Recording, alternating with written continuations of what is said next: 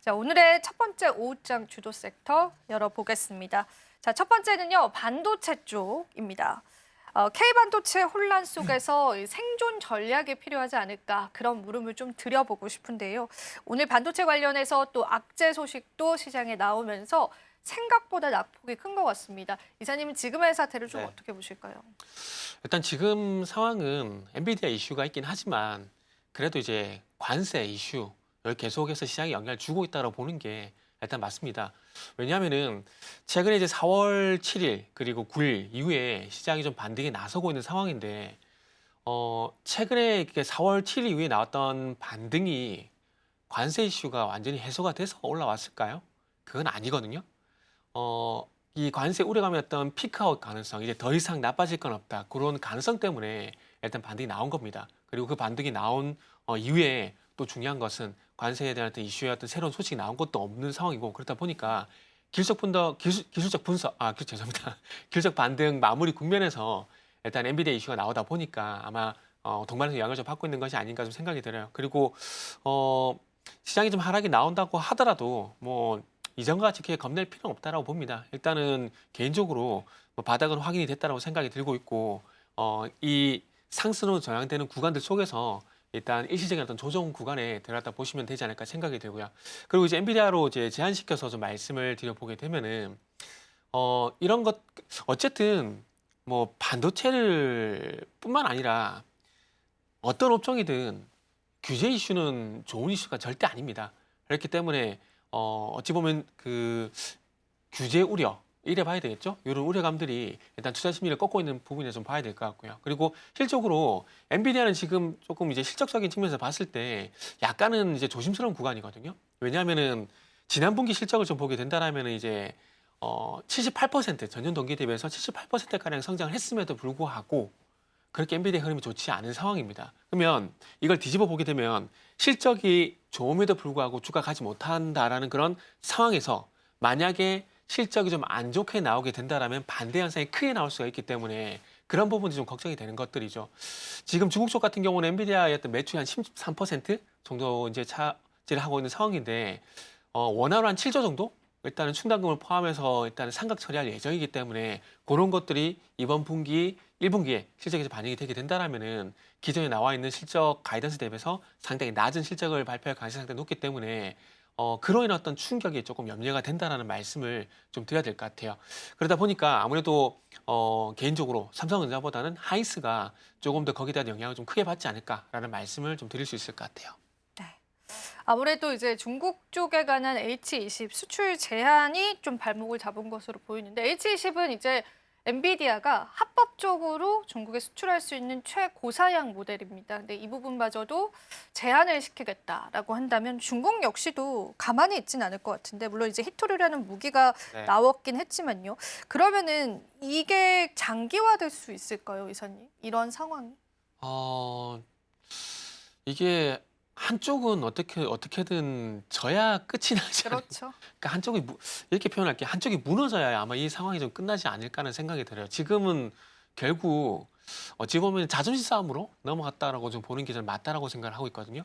그렇기 때문에 아마 서로의 양보를 할 수 없는 상황일 겁니다. 그런데 저 개인적으로는 미국이 이기지 않을까라는 생각을 하고 있습니다.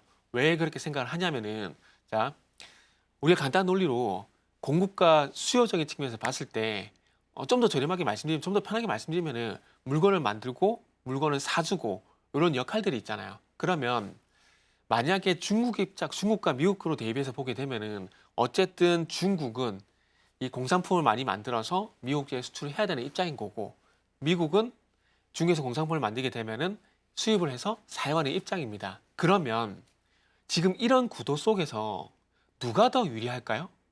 제가 볼 때는 물건을 생산하는 입장보다는 물건을 소비하는 입장이라고 생각을 하고 있습니다.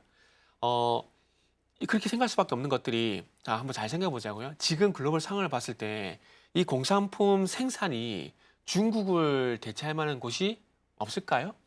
있습니다. 있잖아요. 우리나라 예를 들게 되면 예전에 중국으로 많이 공장들이 이전했지만은 이제는 베트남이라든지 동남아 쪽 많이 이전을 하고 있잖아요. 그러니까 지금 대체가 되고 있다는 거죠. 근데 반대로 이걸 뒤집어 봤을 때 그러니까 즉 소비처, 그러니까 글로벌 시장에서 이 소비의 역할을 할 수 있는 섹터, 국가가 미국을 대체할 만한 나라가 과연 있을까라는 관점에서 바라보게 된다라면은 저 개인적으로는 없다라고 생각이 듭니다. 그렇기 때문에 결국 이 싸움의 키는 누가 가지고 있느냐?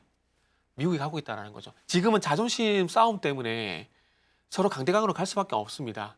그러나 시간이 지날수록 누가 더 불리해지냐라는 관점에서 보게 된다라면은 중국이 일단은 조금 불리할 수밖에 없다라는 것들이죠.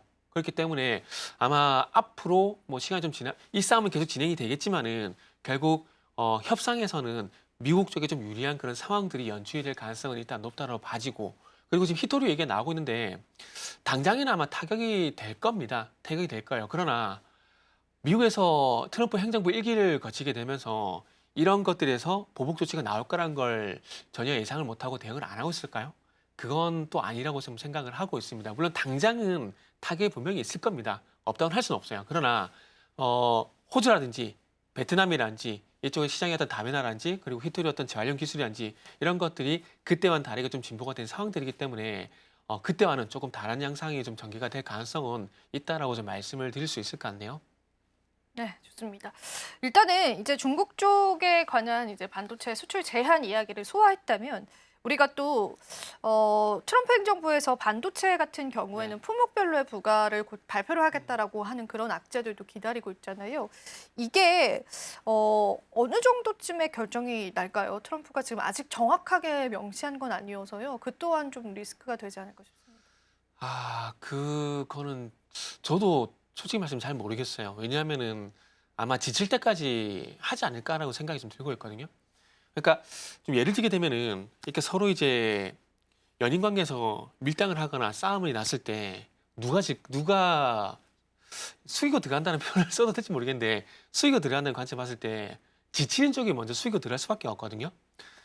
근데 지금은 서로 강대강을 맞서고 있는 상황들 속에서 어떤 식으로 이게 상황이 전개가 될지 모르는 상황들이기 때문에 당장 다음 달 된다, 그 다음 달 된다 이렇게 말씀은 좀 드리기가 쉽지 않을 것 같아요. 단지 확실한 건 한쪽이 지칠 수밖에 없는데 중국이 지치는 상황이 나오게 될 것 같은데 아마 그렇게 됐을 때는 아마 완화가 되지 않을까 생각이 들고요. 그리고 개인적으로는 아마 반도체, 자동차, 의약품 같은 경우는 관세 부분에서 조금 이제 자유롭지 않을까라고 생각을 하고 있어요. 왜냐하면은 이게 결국에는 뭐 IT 기기 같은 경우도 마찬가지고 자동차도 마찬가지고 이게 어찌 보면 미국인들 입장에서 봤을 때는 필수 소비자잖아요. 그러면 이 필수 소비재 같은 경우에 이런 관세 이슈로 해서 잡음이 발생이 되고 그래서 소비가 위축이 되게 되고 그러면서 미국 경제가 꺾이게 된다. 이거를 트럼프도 원하지는 않을 거거든요. 그렇게 본다면 필수 소비재 같은 경우는 아마 다른 조치가 나오지 않을까 생각이 들고 그리고 이제 트럼프가 그 얘기도 했었잖아요.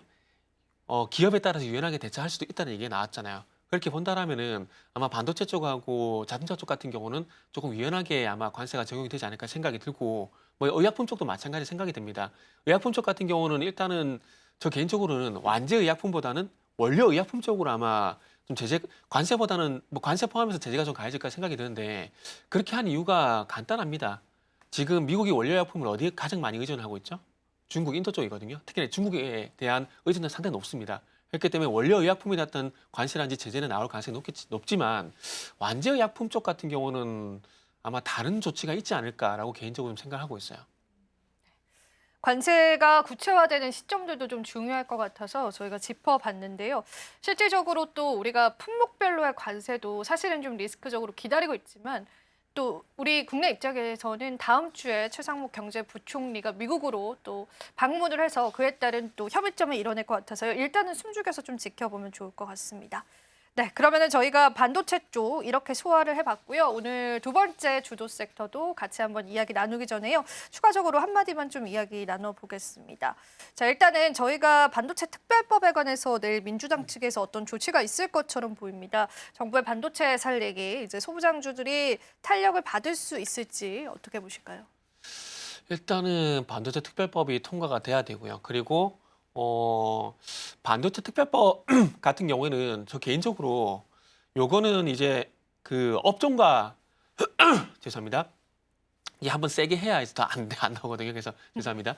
그 반도체 특별법 같은 경우는 어쨌든 뭐 공급과 수요적인 측면에서 봤을 때는 이제 공급적인 측면에서 봐야 되는 거거든요. 그리고 개인적으로는 반도체 특별법 같은 경우에는 이 관세 이슈의 좀 하위에 있는 이슈라고 좀 생각을 하고 있습니다. 그렇기 때문에 이 반도체 특별법이 조금 꽃을 피우기 위해서는 지금 같은 이런 관세로 인한 어떤 조금 어두운 업황 전망 이런 것들이 없을 때 아마 꽃을 피우지 않을까 생각이 들어요. 그러니까 무슨 얘기냐면은 그러니까 작년에 한번 예를 들게 된다라면은 작년에 한참 이제 HBM 시리즈의 어떤 수출이 늘어나게 되면서 여기 실적이 좋아지게 되고 그리고 블랙에 대한 수요 그리고 엔비디아한테 주가가 좋을 때 아마 요럴 때 아마 반도체 특별법에 대한 얘기가 나왔다라면은 요런 것들이 반도체 소부장까지 어떤 투자 심리를 회복시키게 되면서 관련된 어떤 업종이나 업종에 포함된 종목들의 어떤 긍정적인 영향이 있을 수 있겠지만은 지금은 관세 플러스 엔비디아 이슈에 좀 짓눌리는 상황이기 오히려, 때문에 네. 요 이슈 때문에 아마 반도체 특별법 같은 경우는 주가의 반영은 좀 되기 힘든 그런 상황이다. 그러면은 저희가 추경이 편성되면서 반도체 쪽에도 투자를 한다는 소리도 들렸는데 네네. 이것도 지금은